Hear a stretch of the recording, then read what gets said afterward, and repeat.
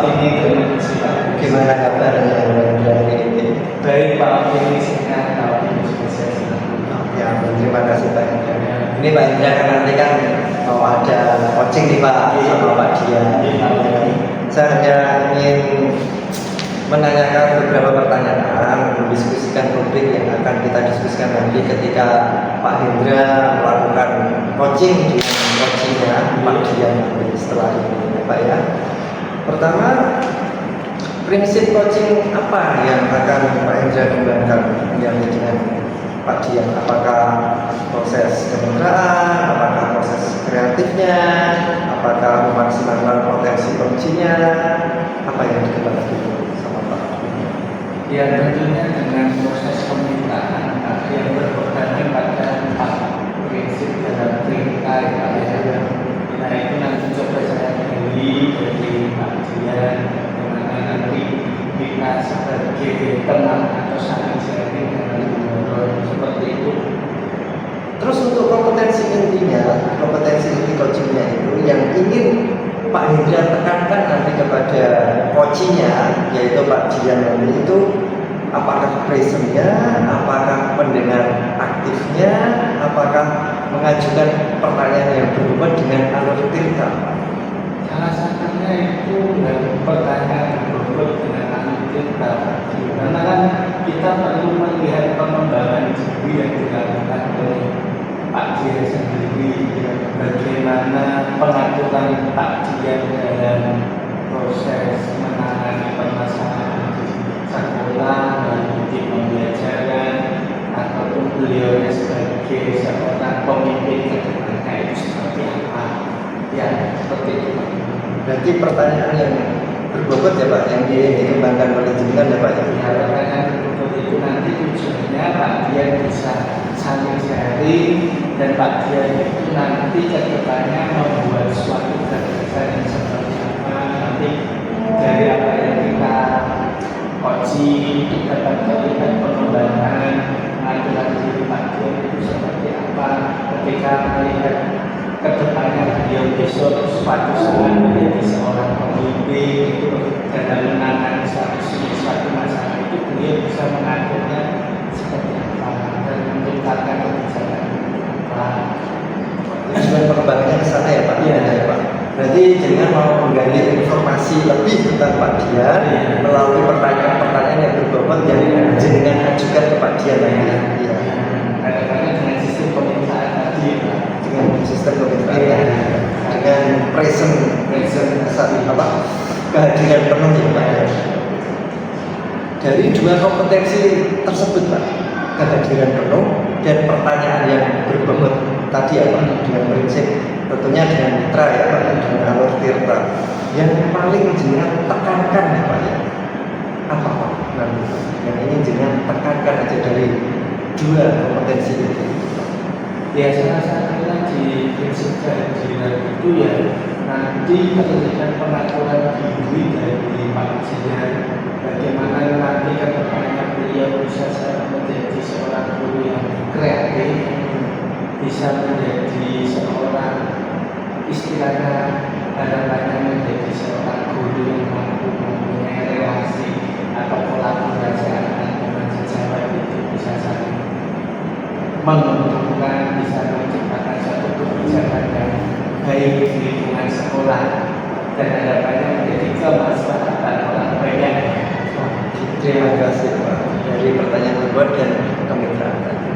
Selamat Pak Indra, nanti saya tunggu nanti ya, kita lihat coachingnya Pak Indra dengan Pak Dian. Terima kasih. Ya.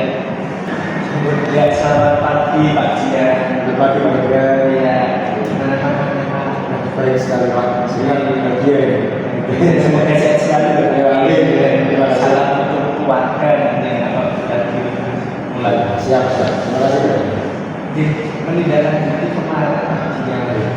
Kemarin itu di SMK itu mengadakan MPLS ya Pak Dian. Iya. Kendala dalam MPLS itu apa saja sih Pak Dian? Kalau kendalanya yang pertama itu kan memang siswa baru kan. Siswa baru itu kan bertemu dengan teman baru, bertemu dengan guru baru, lingkungan baru. adaptasi. Iya, Ya, tapi ya karakteristik anak kan beda-beda Pak. Ada yang cepat langsung beradaptasi, temannya banyak, kemudian dengan lingkungannya juga langsung bisa cocok beradaptasi. Tapi ada juga ya beberapa anak itu sulit beradaptasi. Memang mungkin karakternya atau dulunya di rumah mungkin pergaulannya terbatas sehingga ketika masuk di sekolah baru itu adaptasinya sulit kan. Ya, ada anak itu yang menemui saya itu karena tidak punya teman Pak. Ya di sini kan dari sekolah asalnya SMP-nya itu ada dia yang terima. Jadi kita di sini itu seakan-akan tidak punya teman, tidak punya teman padahal ya, memang baru ketemu, belum ada satu bulan langsung belum punya teman. Akhirnya ada yang curhat itu pengen pindah sekolah, ya karena ikuti sahabatnya dari SMP. Jadi untuk hari ini itu Pak Jen mengangkat tema tentang anak adaptasi MPLS ya Pak? Ya, adaptasi siswa baru Pak di sekolahnya, di sekolah banyak kan anak baru ini kan masuk jadi tadi yang melakukan adaptasi mereka ke lingkungan yang baru berteman-teman baru. Ya Pak Jen, sedikit yang saya ingin tanyakan Pak, di lingkungan SMK 3 ini berarti tergolong muridnya itu dari berbagai daerah di Kabupaten Kudus. Jadi apakah ada golongan atau nilai-nilai yang dilanggar siswa itu semisal Amin Menjadi ya Pak, ketika dari golongan anak orang kaya nanti berkumpulnya adaptasinya dengan orang kaya. Apakah dalam lingkungan di SMK 3 itu seperti itu sehingga kok kenapa anak baru itu sulit untuk beradaptasi? Apakah tidak ada dari kegiatan dari sekolah yang bisa merangkul semuanya seperti itu Pak? kalau model perbedaan seperti itu sih atau blok-blokan itu sih tidak ada Pak. Tidak ada, rata-rata anak sini itu kan ya anak SMK itu dari kalangan menengah ke bawah, menengah bawah yang dominan kan gitu. Malah mereka sebenarnya kan dari strata sosial yang sama. Tapi ini lagi anak itu kan kadang ya memang baru masuk sekolah awal kan belum punya teman, awalnya tadi dari SMP-nya yang dia yang diterima belum punya teman baru, dan ya memang karakteristik anak Pak. Jadi bukan karena terus yang kaya sama yang kaya yang miskin itu ya. Jadi dari dalam diri anak itu sendiri. Ini prosesnya untuk mengenal teman baru itu sulit. Dan memang ada yang anak yang menurut seperti itu ya. Ada anak yang memang karakteristiknya seperti itu. Jadi untuk beradaptasi ngobrol dengan teman langsung yang belum kenal sulit seperti itu. Jadi secara kondisi ini belajarnya di sini sudah baik. Ya, kalau itu sudah baik. Jadi kita sendiri itu untuk menyiasati itu strategi kita ya. Nah di sini Pak, supaya kita bisa tahu nih perbedaan anak-anak. Kadang-kadang anak yang beradaptasi itu perlu adanya rasa yang ramah terhadap anak-anak ya. Untuk mengatasi anak yang istilah kata itu pendiam, introvert, supaya anak itu nanti bisa bergaul dan berterima itu seperti apa? Tadi kan dalam penjelasan Pak Dian itu anak di sini kan bisa saling menerima Pak. Iya. Nah kadang kan ada anak yang malu-malu ya Pak. Supaya anak yang introvert itu bisa berkembang di lingkungannya supaya adaptasi itu tumbuh itu seperti apa sih Pak Dian? Ya. Kalau lingkup kelas Pak, dulu kelas dulu Pak. Ketika saya mengajar itu, saya buat kelasnya itu atraktif dan interaktif Pak. Jadi kelompok itu ada yang saya acak, jadi mereka nanti bisa berpasangan dengan orang yang berbeda. Kemudian ada permainan, itu kan cair. Jadi anak-anak itu ya senang lah kalau permainan itu berbeda dengan ganti-ganti orang, ganti-ganti kelompok itu kan harapannya nanti mereka mulai bisa saling bicara, saling ngobrol, sehingga nanti yang siswa tadi yang memang awalnya sulit untuk bergaul betul pendiam itu karena harus tugas kelompok ya mau nggak mau nanti dia akan mulai berbicara berkenalan kalau itu untuk yang lingkup di kelas. Kemudian saya juga ke kelas belajar juga saya singgung, saya perkenalkan anak ini ke yang lain temannya. Jadi temannya itu tanpa bertanya pun sudah tahu, jadi harus namanya siapa, gitu kan. Ketika saya ngajar saya panggil, yang lain dengarkan, itu namanya si A, seperti itu. Itu yang tanpa saya ngajar juga, saya ngomong ke wali kelas juga.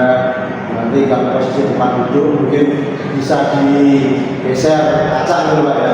Jadi tidak hanya dengan itu terus ya, ada rolling lah, ada rolling juga. Kan kalau di teman sebelumnya kan dengan berganti-ganti akan banyak yang dikenal.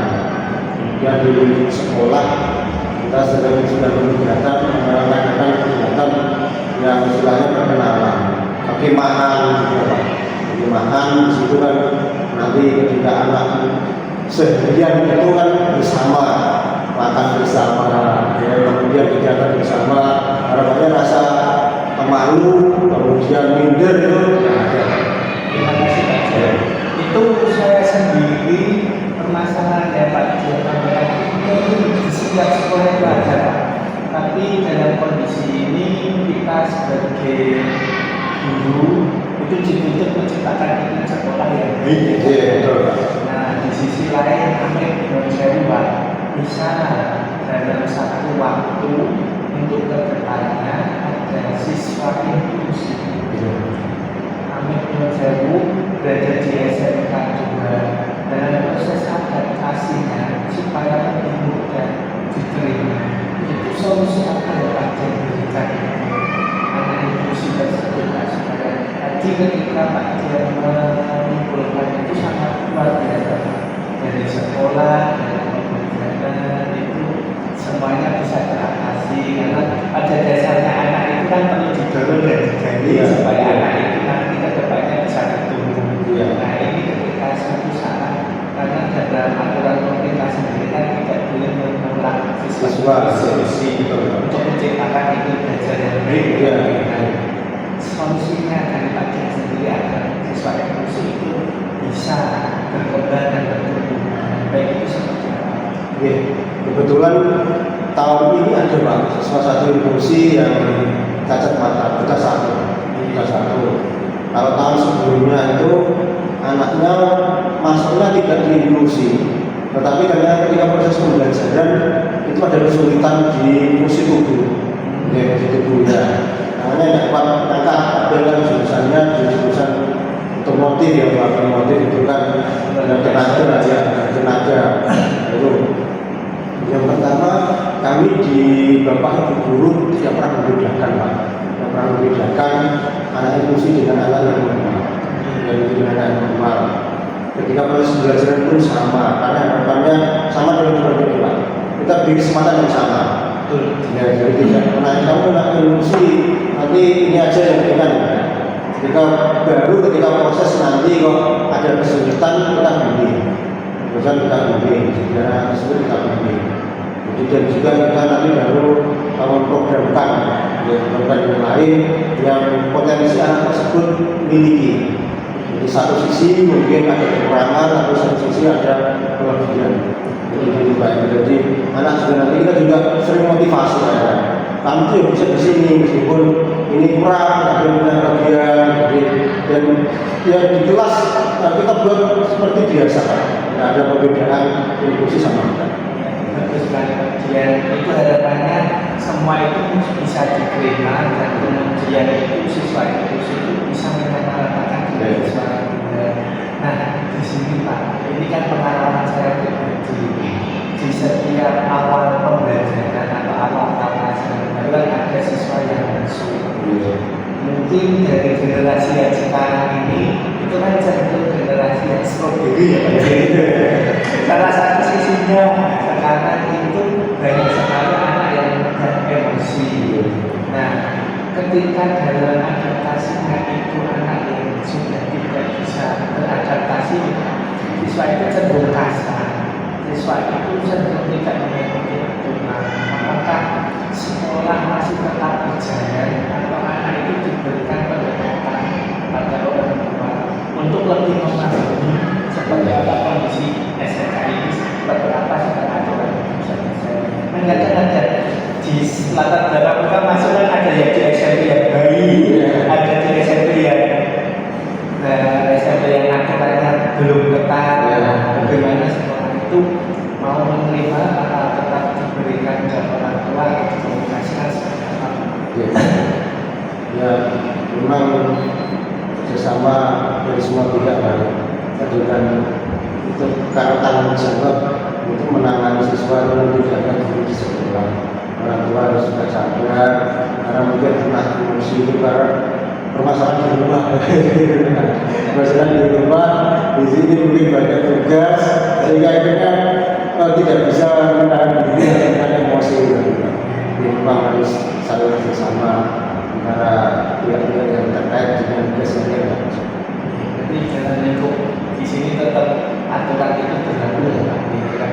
Terima kasih Pak Dia. Saya ingin bertanya seperti ini, apakah dalam proses adaptasi di lingkungan SMK 2 ini semua siswa difasilitasi sekolah dengan baik, contoh kegiatannya sudah berjalan dengan mudah, terus ada Pak Dia supaya anak-anak PKS besok itu bisa membuat siswa itu saling tumbuh kerjasamanya itu seperti apa kerjasama itu bisa tercapai dan adaptasi bisa berjalan lancar seperti itu Pak. Pertanyaan terakhir dari penegasan dari apa yang diajarkan di depannya, yaitu dari sekolah berusaha semaksimal mungkin Pak membuat siswa baru nyaman di sini. Jadi dari awal tidak ada bullying, yang PLS sudah tidak ada perkoncoan dan bullying, dan juga gembira, juga happy. Ya, Bapak Ibu guru juga itu sama. Ketika di kelas-kelas juga dengan senang hati bisa memahami karakteristik anak, kegiatan yang mendekatkan anak dengan lingkungan dan dengan siswa juga sudah dilaksanakan. Itu Pak.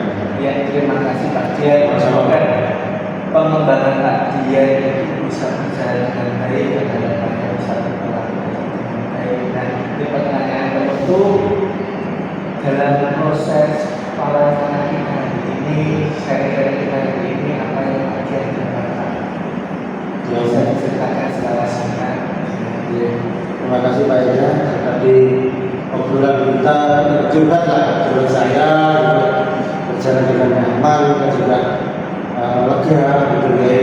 Tadi yang permasalahan yang berputar-putar di kepala saya tadi ngobrol dengan Pak Indra ada titik cerah, ada solusi ya sehingga nanti bisa saya laksanakan ya. Sehingga tadi permasalahan sudah bisa terselesaikan. Ya, terima kasih Pak Dian. Semoga apa yang Pak Dian belajar tadi di SMK 2 bisa menjadi hal yang bermanfaat untuk kita semua. Dan semoga Pak Dian diberi kesehatan selalu dan sukses selalu di SMK 2 di Pak Dian. Terima kasih Pak Dian. Oke, selamat siang Pak Hendra. Oke, selamat siang Pak Tinggi. Gimana kabarnya? Sehat-sehat Pak Tinggi. Tadi kan sudah melakukan percakapan coaching ya Pak, ya ada coaching yang Pak Dian Saputra tadi kalau nggak salah saya tulis itu dengan tema atau apa ya namanya fenomena apa adaptasi siswa baru di lingkungan belajarnya atau bisa kita bilang PKS ya Pak ya. Gimana Pak tadi perasaannya setelah meng-coaching Pak Dian ya Pak? Perasaannya tadi itu pas aku coaching, saya sangat respect sama Pak Dian Pak. Dalam program sekolah itu beliaunya sudah memenuhi kriteria dan menurut saya itu memunculkan iklim belajar yang baik di lingkungan sekolah, di mana dari anak yang inklusi sudah dibimbing terus diberikan kayak metode bagi anak yang berkebutuhan khusus seperti temperament, terus bagaimana siswa introvert itu sudah disediakan istilahnya model dalam proses pembelajaran sekolah. Jadi ketika kita mengajukan pertanyaan, beliaunya itu sudah mampu memberikan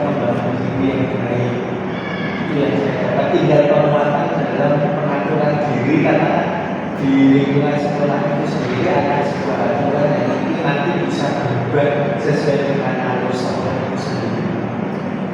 Iya sih Pak, saya melihatnya juga gitu. Sangat nyaman juga ya Pak Indra tadi ya ngobrolnya sama Pak Dian ya Pak. Sama-sama mendapatkan dari usaha ini Pak. Iya. Menurut Pak Indra nih Pak, apa yang sudah Pak Indra lakukan di saat coaching sama Pak Dian tadi?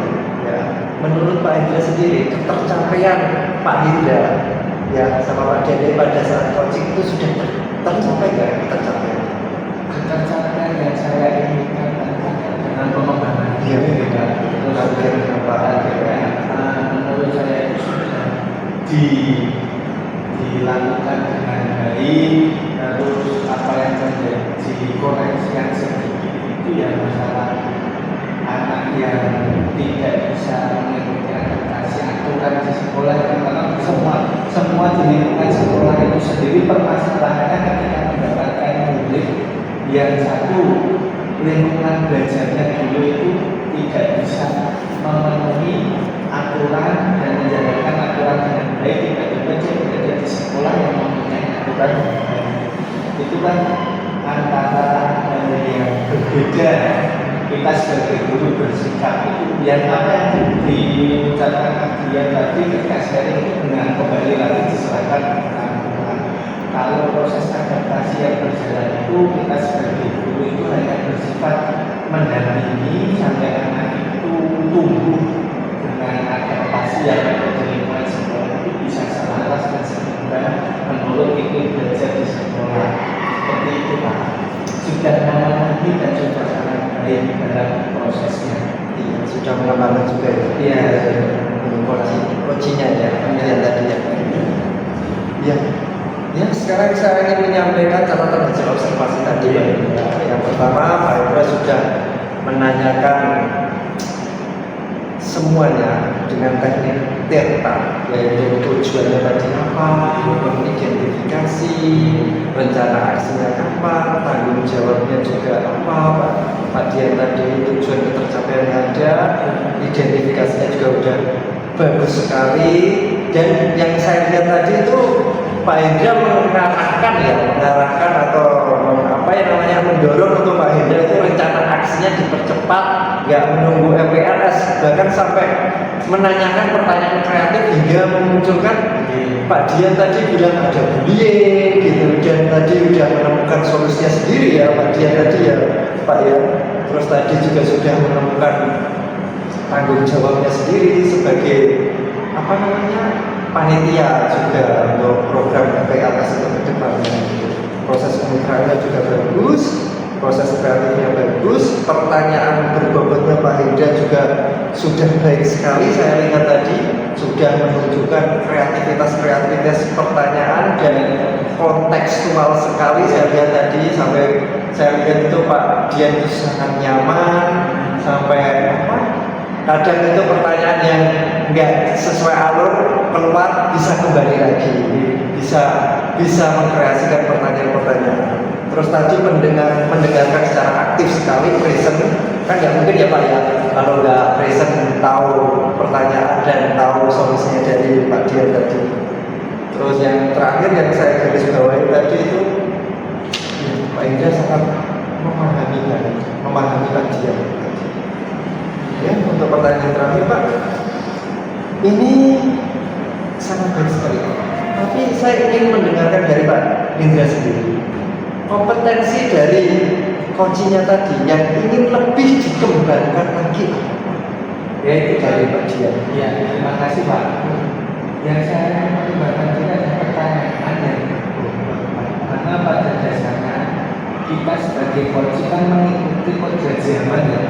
Iya, kode zaman sendiri banyak sekali di lingkungan sekitar itu permasalahan yang muncul di lingkungan sekolah. Sekarang saya melihat kita ya Pak, banyak sekali penurunan moral pada anak. Mungkin saya perlu memberikan pertanyaan-pertanyaan yang sesuai dengan kode zaman supaya guru itu dalam penguatan dan pengembangan dirinya bisa mengikuti perkembangan zaman juga. Karena pada dasarnya pengaruh teknologi sekarang itu dampak